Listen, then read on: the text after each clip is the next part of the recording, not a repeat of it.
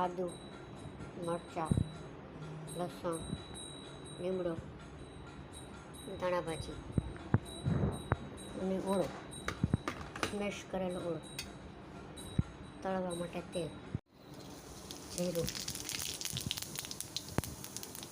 મરચાં,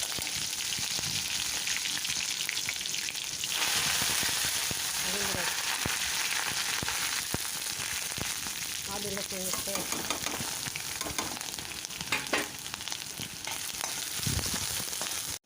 સૂકા મસાલા,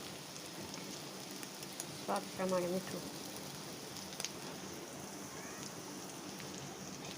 હળદર, લાલ મરચું,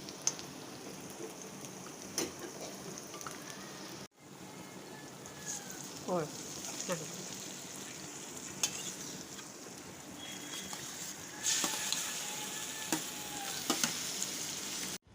જો મિત્રો, ઓળો રેડી છે.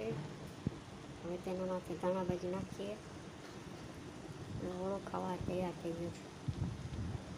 મારી ચેનલ ગમે તો પ્લીઝ લાઈક કરજો, શેર કરજો અને સબસ્ક્રાઈબ કરજો. Thank you.